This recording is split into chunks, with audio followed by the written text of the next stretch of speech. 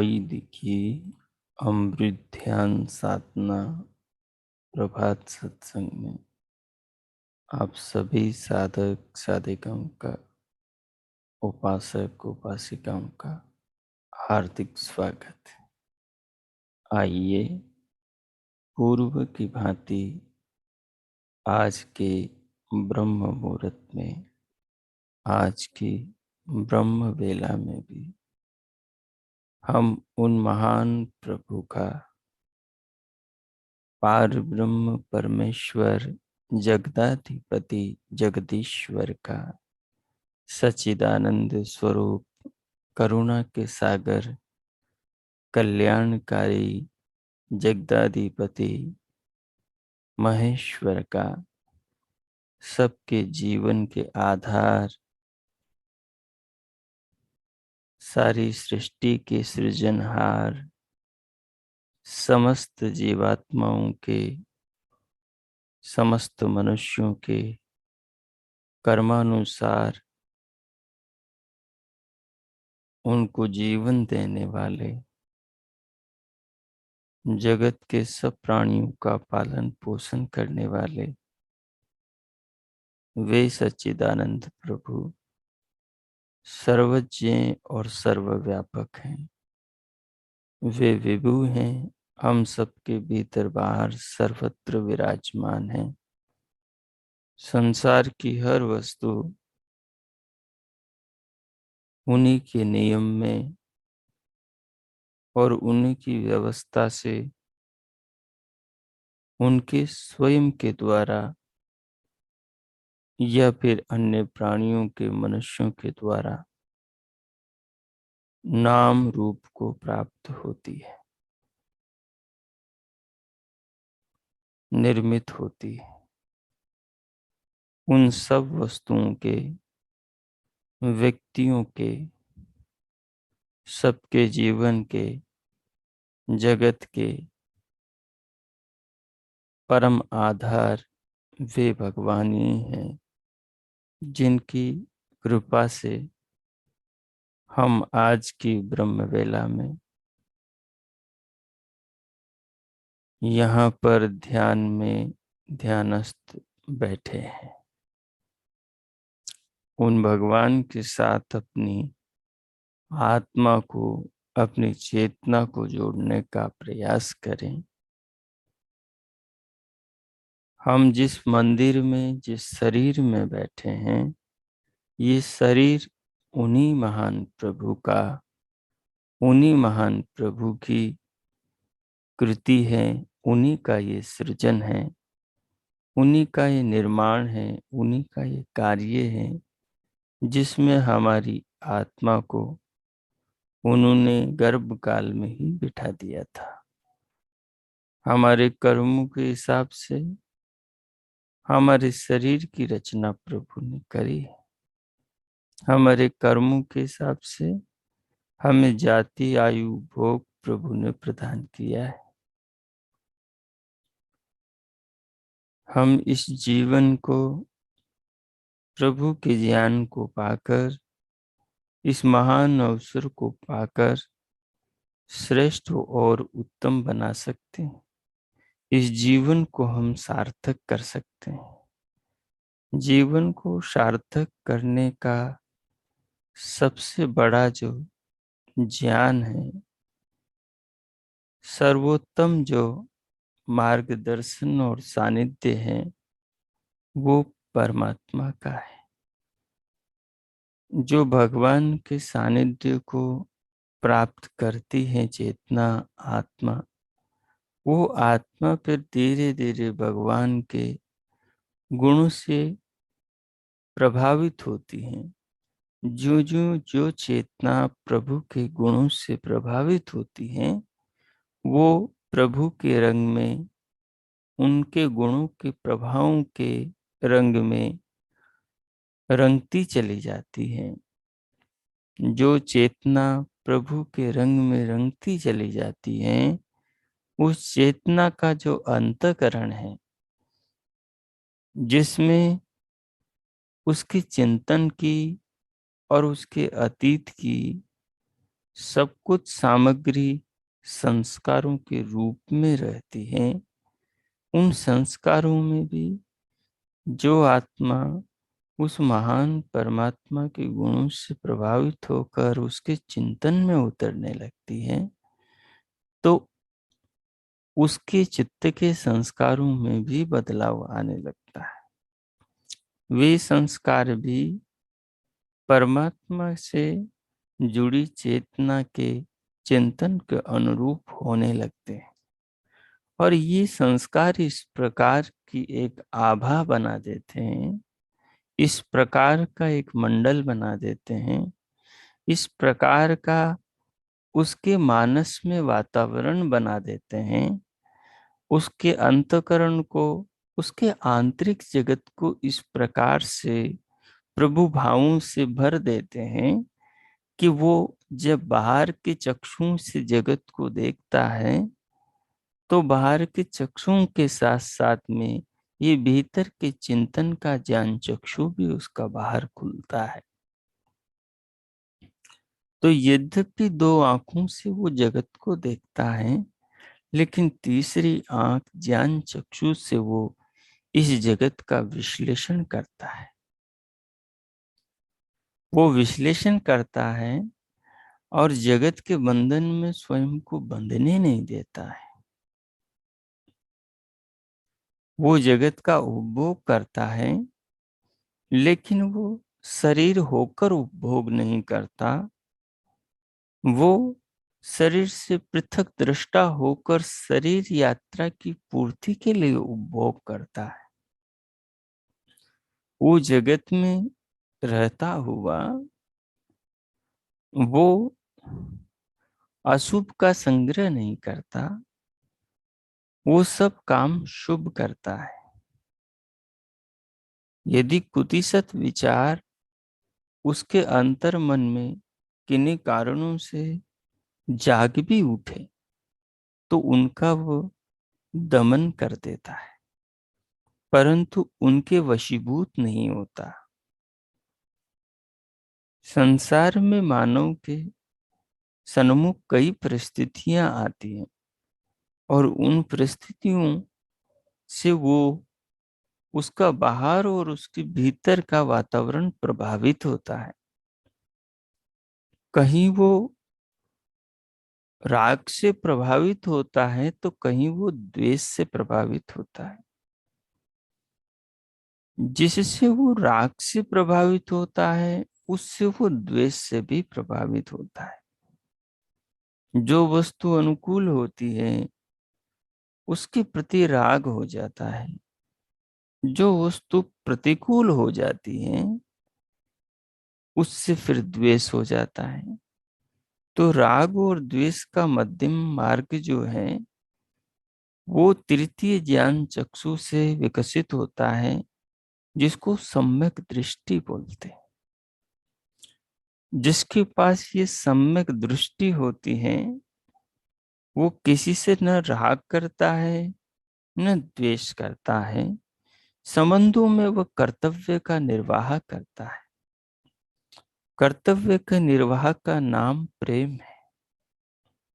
उसी को शुद्ध भाषा में जो जिम्मेदारी है, जो दायित्व है, मनुष्य होने के नाते जो मानवता उसका धर्म है, जिसमें राग द्वेष न होकर कर्तव्य भाव होता है, प्रीति पूर्वक व्यवहार होता है, उसी को शुद्ध भाषा में प्रेम कहते हैं। तो जो परमात्मा से प्रभावित जीवात्मा होता है और जिसके अंतर जगत पर परमात्मा की भक्ति का प्रभाव पड़ चुका है, वो अपने बाह्य जगत के व्यवहारों में राग और द्वेष को पनपने नहीं देता, क्योंकि ये पनपकर उसके अंतकरण को अपने वशीभूत कर लेते हैं। जब साधक अंतकरण को राग द्वेष के वशीभूत होता है, साधक का अंतकरण, तो फिर साधक राग द्वेष में फंस जाता है। राग द्वेष में फंसा साधक ध्यानस्थ काल में तो प्रभु से जोड़ लेता है अपनी चेतना को, लेकिन व्यवहार काल में प्रभु से अपनी चेतना को जोड़ नहीं पाता। इसलिए उसे राग द्वेष से बचना चाहिए। राग द्वेष से बचने के लिए उसको अपने भीतर तृतीय ज्ञान चक्षु सम्यक दृष्टि का विकास करना चाहिए। वो जो सम्यक दृष्टि है, वो सम्यक दृष्टि प्रभु के भजन से, प्रभु के चिंतन से, इस जीवन के प्रति मनन से, इसके गहरे मंथन से अपने भीतर विकसित होती है। उस सम्यक दृष्टि का जो आधार है, वो आधार है जीवन के वास्तविक स्वरूप पर दृष्टिपात करना, कि जीवन का वास्तविक स्वरूप आखिर क्या है। क्या जिससे मैं राग द्वेष करूंगा उससे क्या मैं ले जाऊंगा? क्या उससे मैं कुछ ले जा सकता हूं? यद्यपि उससे राग करने से कुछ मेरे को मिलेगा, कुछ न कुछ मिलेगा। किसी आशा में ही मनुष्य किसी से राग करता है और किसी निराशा में ही मनुष्य किसी से द्वेष करता है। जब किसी से कुछ मिलता है तो राग हो जाता है, लगाव हो जाता है, उसमें प्रीति, उसके अंदर मोह उत्पन्न हो जाता है। लेकिन जब किसी से नहीं मिलता तो उसके प्रति मन में रोष, द्वेष उत्पन्न होता है। तो द्वेष दुख को पैदा करता है और राग सुख को पैदा करता है। ये सुख आशा का ही एक जाल है और दुख द्वेष का ही एक जाल है। दुख के अंदर प्रतिकार है, दुख के अंदर मनुष्य पशु बन बैठता है, मनुष्य के अंदर पाशविक वृत्ति जाग जाती है। दुख के अंदर जिस व्यक्ति से, वस्तु से उसे दुख मिल रहा हो, उसके प्रति वो घुर्राने लगता है, जैसे पशु घुर्राता है। वह अंदर से पशु बन जाता है, जैसे एक कुत्ता दूसरे कुत्ते की ओर घुर्राता है, जैसे एक भेड़िया दूसरे भेड़िए की ओर, जैसे एक शेर दूसरे शेर की ओर घुर्राता है। वैसे ही ये क्रोधी आदमी, द्वेषी आदमी, ये मतलबी आदमी सामने वाले की ओर घुर्राता है। तो वही संस्कार इसके चित्त में समा जाते हैं उन क्षणों के, और भविष्य में वो इसकी वृत्ति बनकर इसको संताप देते हैं, इसको दुख देते हैं। और दुख में सदैव अग्नि उत्पन्न होती है और वो दुख की आग मनुष्य के पूरे व्यक्तित्व को तपाती है, तपाती है। उससे उसके संपूर्ण शरीर के आधार तत्व वात और पित्त, कफ, तीनों कुपित होकर अव्यवस्थित हो जाते हैं। उससे मानसिक और शारीरिक, आध्यात्मिक रोग पैदा होते हैं। ये आध्यात्मिक रोगों के कारण मनुष्य के आदि भौतिक रोग होते हैं, आदि भौतिक संबंध होते हैं, आदि भौतिक संबंध होते हैं। आदि भौतिक संबंध कहते हैं जो मनुष्य और इतर प्राणियों के साथ जो रिश्ते नाते हैं, यही संबंध आदि भौतिक है। जब इन संबंधों के अंदर मनुष्य राग द्वेष पैदा कर लेता है, और ये पैदा न करे तो दूसरों का अपना मतलब होता है, वो अपने मतलब के लिए इसका प्रयोग करते हैं। जहां ये दूसरे के स्वार्थ को सिद्ध करने में असमर्थ होता है, तो वहां दूसरे इससे कुपित होते हैं। जब दूसरे इस पर कुपित होते हैं, तो कोप से उनके कोप का ये भागी बनकर ये भी संताप से ग्रसित होता है, तो फिर ये भी उनसे द्वेष करने लगता है। इसी को आदि भौतिक दुख कहते हैं। उत्पन्न हुए प्राणियों से जो मनुष्य को कष्ट मिलता है, उस कष्ट से बचने के लिए वो भी हाथ पैर मारता है।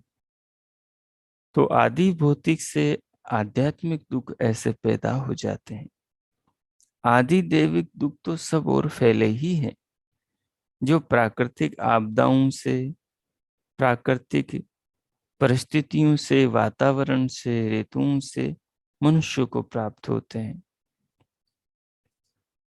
इनसे बचने का तो मुक्ति ही उपाय है। परंतु जो तीसरा नेत्र है, यह मनुष्य के जीवन में कवच की तरह काम करता है। ये लोगों के भौतिक दुखों के, अन्य भूत प्राणियों के जो राग द्वेष के बाण आते हैं, इशू आते हैं, इस आध्यात्मिक साधक के ऊपर जो दूसरे लोग छोड़ते हैं अपने स्वार्थों के, लालच के, मतलब के, द्वेष के, तो उनसे ये जो तीसरी दृष्टि है, सम्यक दृष्टि, ये इसकी आत्मा की, इसके मनोभावों की और इसके अंदर की शांति की रक्षा करती है। इसलिए मनुष्य को चाहिए कि वो अंदर की सम्यक दृष्टि का विकास करे। ये जो भीतर की सम्यक दृष्टि है मानव की, ये जो उसको आध्यात्मिक कवच पहनाती है, जिस कवच के कारण उसका व्यवहार धार्मिक हो जाता है। धार्मिक व्यवहार के कारण से वो आत्मा धर्मात्मा बन जाती है, और धर्मात्मा आत्मा सदैव सुखी रहती है। सुख के दो भेद हैं। एक सुख वो सुख होता है जिसको भौतिक कहते हैं, जो भूतों से प्राप्त होता है, जो पेड़ पौधों से, फल सब्जियों से और जो मनुष्यों से प्राप्त होता है, स्त्री पुरुष से, अपनी संतान से, इंद्रियों से, नेत्रों से, श्रोत्रों से, रसना से, घ्राण से, त्वचा से और मानसिक विचार से। ये सुख को प्राप्त कराने वाले साधन हैं। इनसे भौतिक सुख प्राप्त होते हैं। परंतु ये जो व्यक्ति धर्मारूढ़ हो गया है, जिसके धर्म का आधार उसकी सम्यक दृष्टि, सम्यक विचार है, उसका यथार्थ जीवन के प्रति दृष्टिकोण है, उसको ये भौतिक सुख नहीं होता, उसको आध्यात्मिक सुख होता है।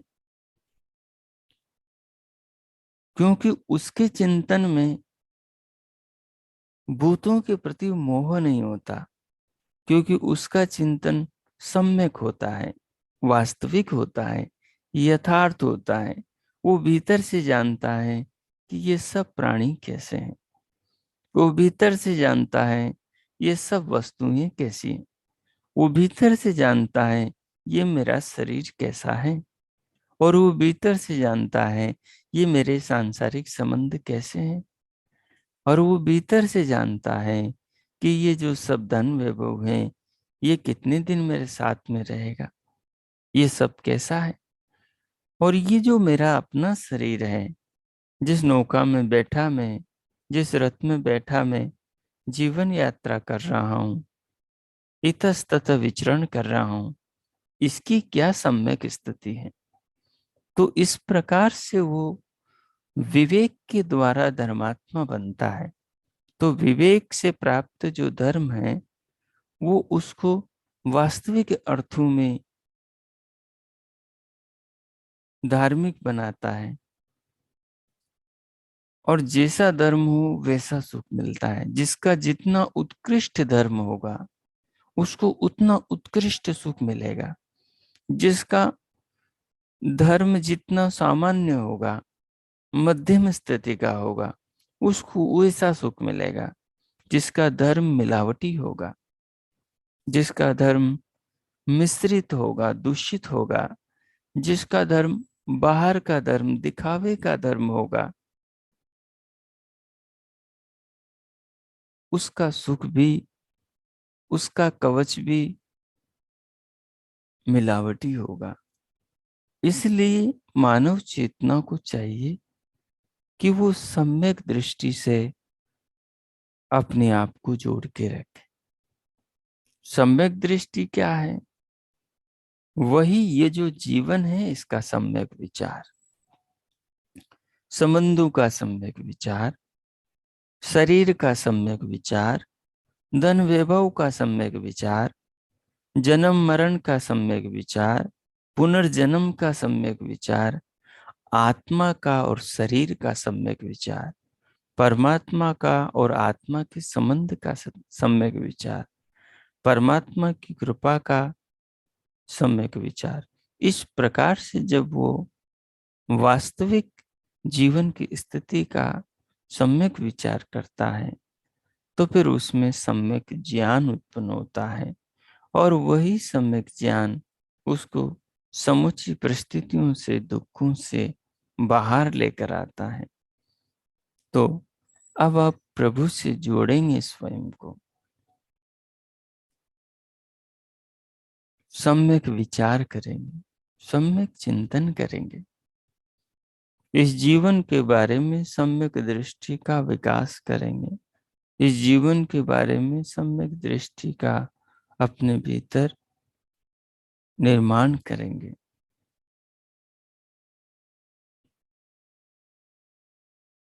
उसके लिए जिस किसी आसन में आप बैठे हैं, कमर, पीठ और गर्दन को सीधा रखते हुए स्वयं के शरीर को सहज रखें और नेत्रों को बंद रखें और पलकों को सहज रखें। दोनों हथेलियों को गोद में वह यथा स्थिति जैसा आपको अनुकूल हो वैसा रखें, और धीरे धीरे बाहर से भीतर आने वाली जीवनी शक्ति प्राणवायु को लंबा गहरा लयबद्ध करते हुए भीतर ले और उससे अनुभव करें।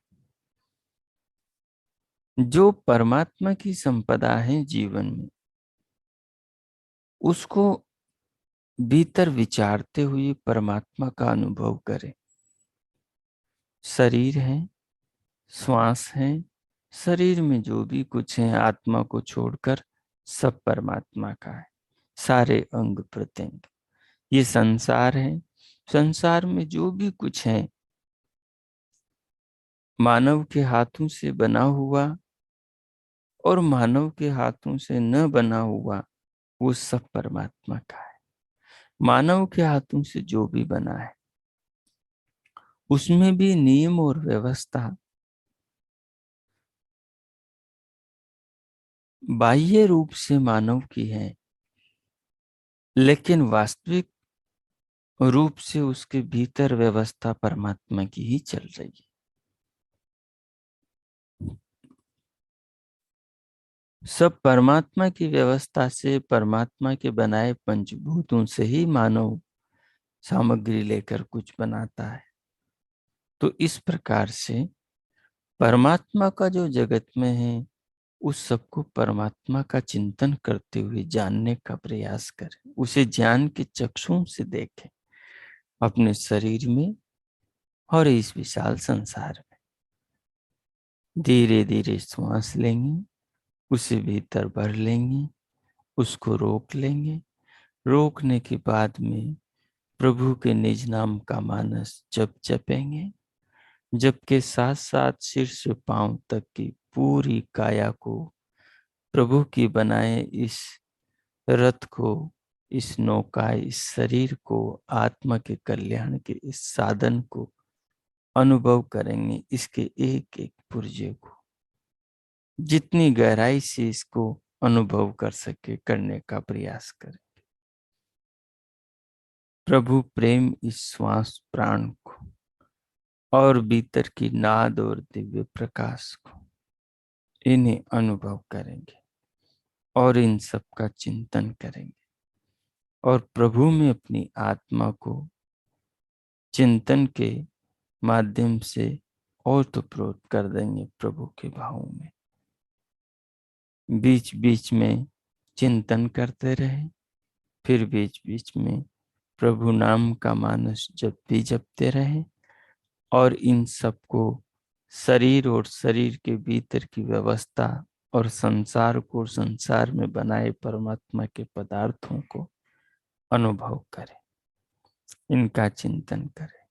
और इन सब का चिंतन करने वाले शरीर से अलग, परमात्मा से अलग अपनी आत्मा का अनुभव करें। अपनी आत्मा से अलग शरीर, प्रकृति, संसार और परमात्मा का चिंतन करें। परमात्मा सर्वत्र विद्यमान है, वो हम सब में ओतप्रोत है। इस रूप में प्रभु का अनुभव करें और हम प्रभु में हैं, उनके शरीर में हैं, उनके जगत में हैं, सर्वत्र प्रभु की व्यवस्थाओं में हैं, ऐसा अनुभव करें। अब मैं मौन होता हूँ। सम्यक दृष्टि के विकास के लिए सम्यक ध्यान में चिंतन करें। ओ कीजिए। 5-10 मिनट आप भी चिंतन करेंगे। ओ कीजिए।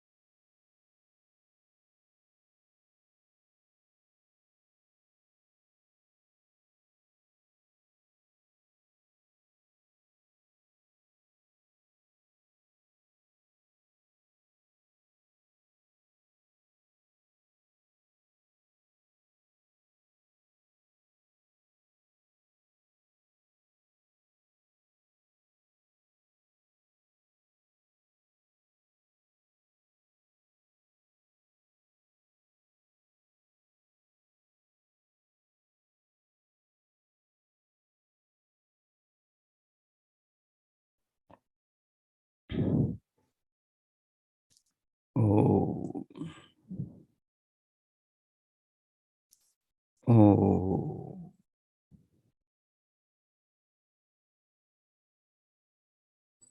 इस प्रकार जीवन में, साधना के क्षेत्र में किस प्रकार से वास्तविक सम्यक दृष्टि जगत के प्रति, जीवन के प्रति, जन्म मृत्यु के प्रति, आत्मा के प्रति, शरीर के प्रति, संसार के प्रति, परमात्मा के प्रति, संबंधों के प्रति, सब कुछ के प्रति कैसे हमारे अंदर विकसित हो, उसके लिए चिंतन करते हुए, स्वयं को जानने समझने का प्रयास करते हुए, प्रभु से जुड़कर, स्वयं को जोड़कर, उनकी व्यवस्था को समझते हुए अब स्वयं को भीतर से बाहर लाने के लिए प्रयास करेंगे। भीतर से बाहर आने के लिए दोनों हथेलियों का परस्पर घर्षण करें, मुखमंडल का स्पर्श करें, उंगलियों के मध्य से पलकें खोलें और फिर भीतर से बाहर आ जाए। स्क्रीन पर देखें। ये जो अभी हम जिस सम्यक दृष्टि पर विचार, ध्यानमय चिंतन कर रहे थे, यही सम्यक दृष्टि मनुष्य को, मानव को मृत्यु के पार ले जाने वाली है।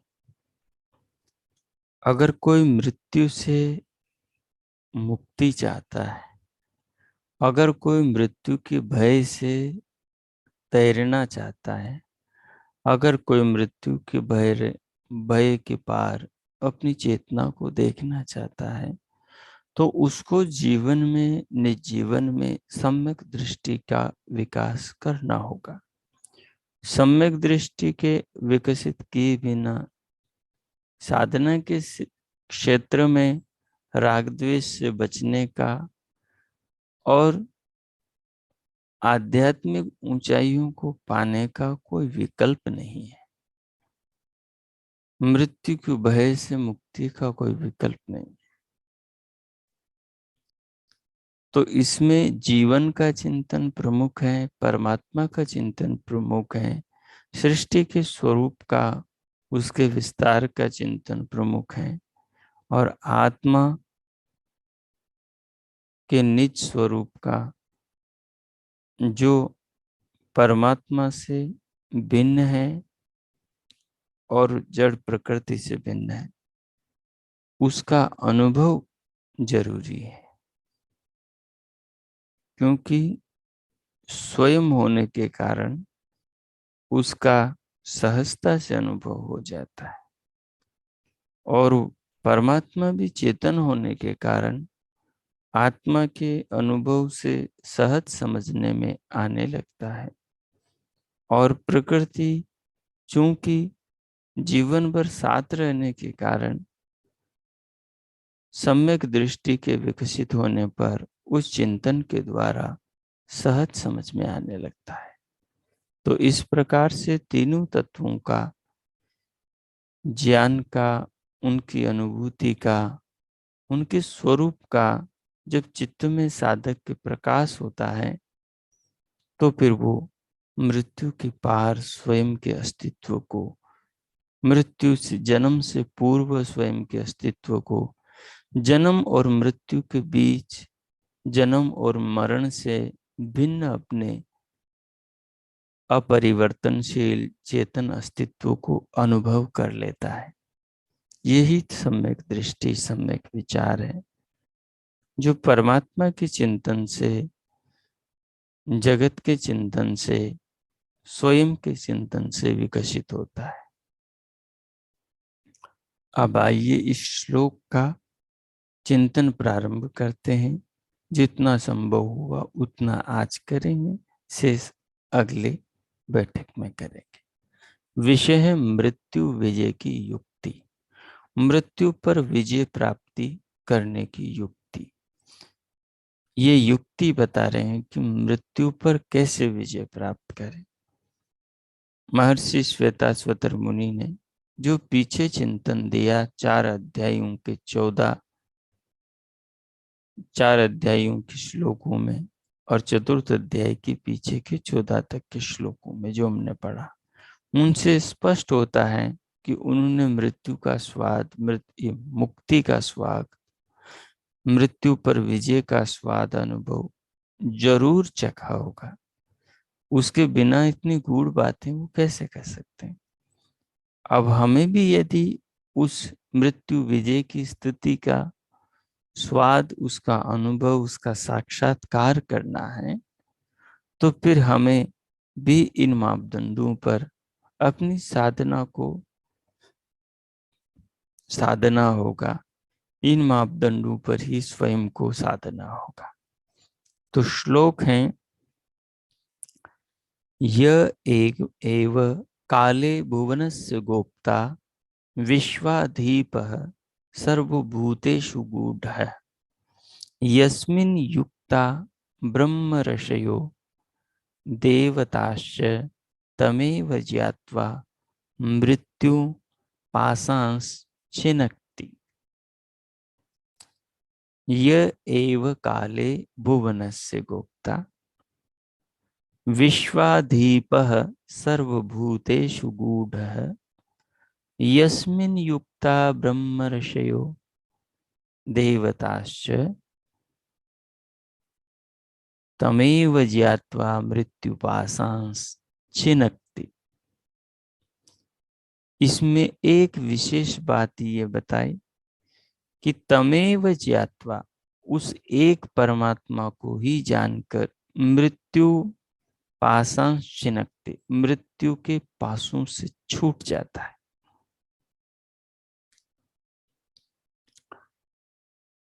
मृत्यु पीछे हम विचार कर रहे थे कि शरीर की होती है 14वें श्लोक में। हर श्लोक का अगले आगे पीछे के श्लोक के साथ में गहरा जुड़ाव है। यदि हम समझेंगे तो सब स्पष्ट समझ में आएगा। तो हमने पीछे विचार किया था कि मृत्यु शरीर की होती है कि आत्मा की होती। तो चिंतन के द्वारा हमें समझ में आया कि शरीर की मृत्यु होती है, न कि आत्मा की होती। क्योंकि मृत्यु तो वस्तु के परिवर्तन का नाम है और आत्मा तो अपरिवर्तन है, तो मृत्यु आत्मा की नहीं होती। परिवर्तनशील शरीर है तो मृत्यु शरीर की होती। इस तत्व को पीछे हमने समझा था। अब यहाँ आगे क्या कह रहे हैं कि तमेव ज्ञात्वा, उस परमात्मा को जानने से मृत्यु नष्ट हो जाती।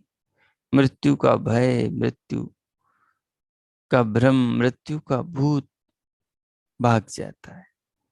तो इसका अर्थ है कि जो अज्ञान है, वो अज्ञान ही प्रभु को न जानना, उनकी व्यवस्था को न समझना, उन्होंने जो जगत बनाया, जगत को जानने का, वेद का ज्ञान दिया, उस ज्ञान से युक्त न होना ही मृत्यु को प्राप्त होना है। श्वेताश्वतर उपनिषद में जो ज्ञान है, ये भी ज्ञान परमात्मा के वेद से ही झरा है। वहीं से महर्षि श्वेताश्वतर मुनि ने इस ज्ञान का पान किया है, उसका जीवन में धारण किया है, आदान किया है, और उसी के मनन की मतनी से उपजा ये मक्खन जो श्वेताश्वतर उपनिषद है, उसका हम स्वाध्याय कर रहे हैं।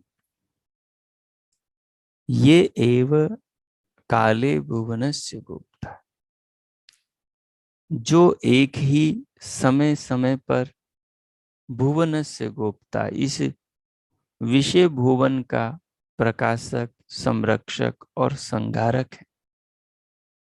जो एक प्रभु परमात्मा विश्वव्यापी चेतना, कण कण में रमा, सर्वत्र विद्यमान, विश्व नियामक, नियंता, विधाता, सच्चिदानंद परमेश्वर, सर्वशक्तिमान विधाता है। वो ही भुवन से गोप्ता, भुवन कहते हैं लोक लोकांतरों को, पृथ्वी जल अग्नि वायु आकाश, पृथ्वी अंतरिक्ष सौरमंडल द्युलोक आदि, पूरी गैलेक्सी और सब गैलेक्सियां, पूरा ब्रह्मांड, इन्हीं को भुवन कहते हैं। एक अणु में जो व्यवस्था है वो भी भुवन है, क्योंकि भुवन उन्हीं अणु से मिलकर बने हैं और उन्हीं अणु का निर्माण परमाणु से हुआ है।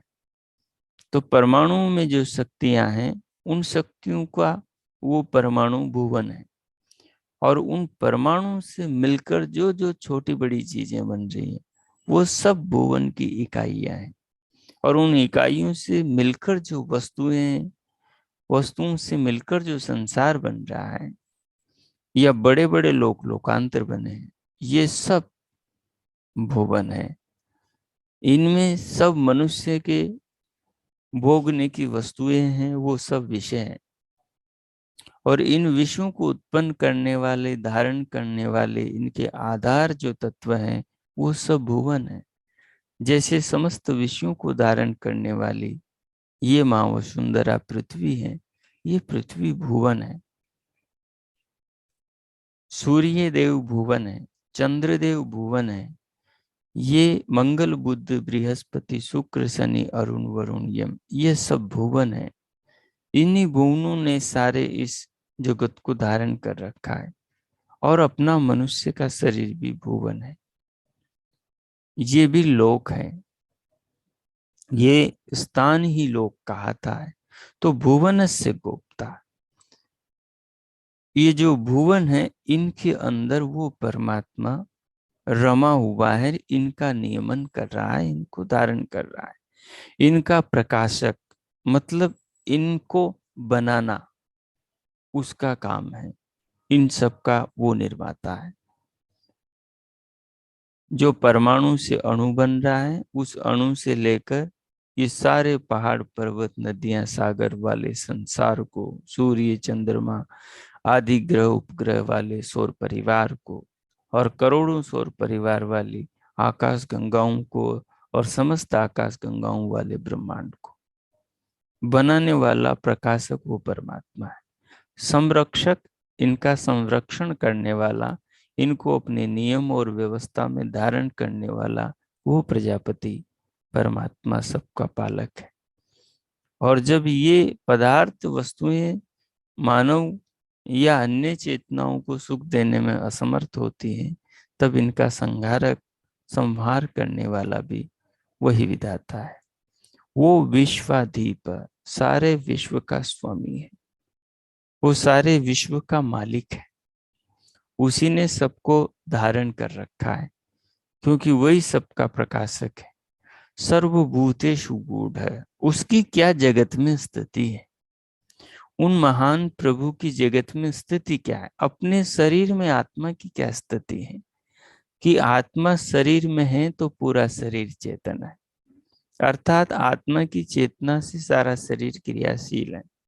बाहर कोई चींटी चलती है, चढ़ती है, कोई मकड़ी कहीं से आकर अपना जाला त्वचा से जोड़ती हैं, तो झट से पता लगता है आत्मा को कि बाहर कुछ हुआ। इसका मतलब है आत्मा की चेतना में, उसके संपर्क में, उसके संज्ञान में पूरा शरीर है, उसकी इंद्रियों की पहुंच में। तो सर्वभूतेषु गूढ़ है। लेकिन परमात्मा की स्थिति आत्मा से भिन्न है। आत्मा एक देशी और प्रभु सर्वदेशी है। इसलिए वो कण कण में, वस्तु मात्र में, सबके शरीर मन आत्मा में सर्वत्र पहुंचे हुए हैं। तो कहा सब पदार्थों और सब प्राणियों में निगूढ़, निगूढ़ यानी एक रहस्य की तरह विराजमान है। दिखता नहीं लेकिन है सर्वत्र। देखता हुआ प्रतीत नहीं होता, लेकिन देखता सब कुछ को है। सुनता हुआ प्रतीत नहीं होता, लेकिन सुनता हम सब कुछ सबको है। जानता हुआ प्रतीत नहीं होता, लेकिन जान हम सबको हर पल रहा है। रोकता हुआ प्रतीत नहीं होता, लेकिन बुरे कर्मों से रोकने की प्रेरणा सबको भीतर देता है। तो निरंतर वो अपने कार्यों में लगा हुआ है। तो निगूढ़ सब में छुपा हुआ है, उसको निकाला कैसे जाता है, उसको उघाड़ा कैसे जाता है? उसके चिंतन से, उसके ज्ञान वेद के मनन से, सम्यक दृष्टि से उसको सारे जगत में सर्वत्र स्वयं में भी पाया जाता है।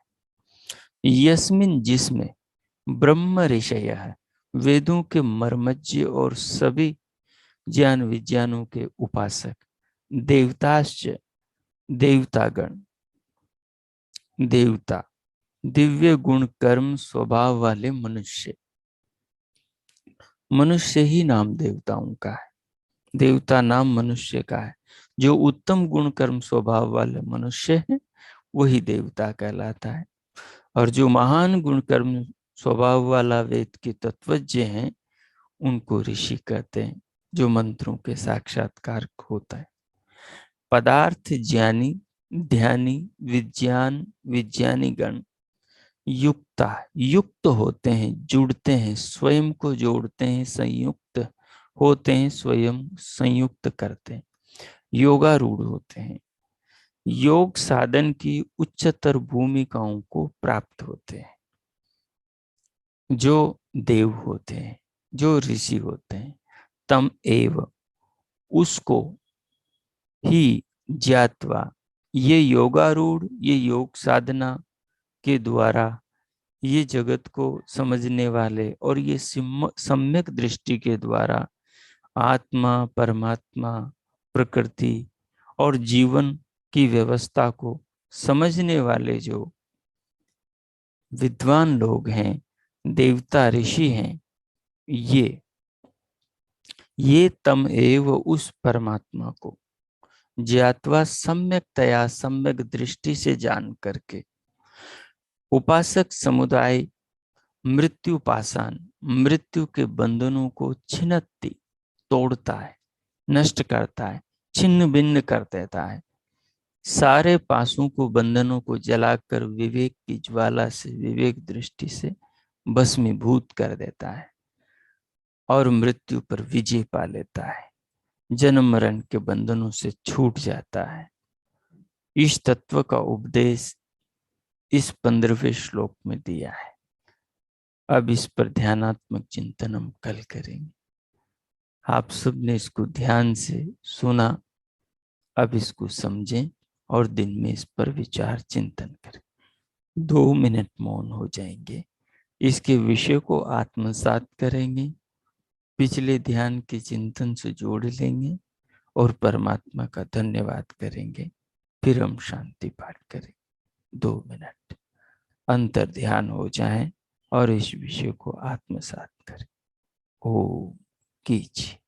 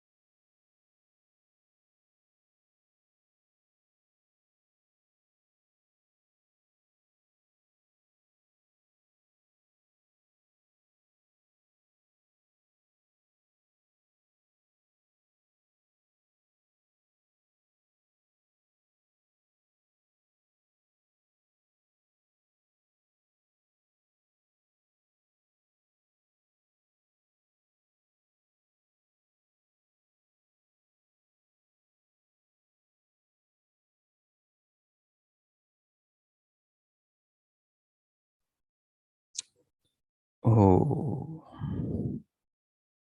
इस प्रकार सम्यक दृष्टि के विकास के विज्ञान का विचार करते हुए मृत्यु पर विजय की इस युक्ति को आत्मसात करते हुए और जीवन के दाता, जगत के निर्माता, हर पल जीवन के देने वाले परमात्मा का धन्यवाद करते हुए उनके प्रति हृदय में आभार, कृतज्ञता, धन्यवाद, कृतज्ञता के भावों से स्वयं को ओतप्रोत अनुभव करते हुए इन भावों के साथ अब हम शांति पाठ करेंगे। ओम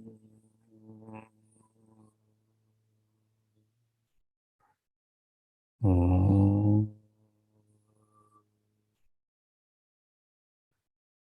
ओम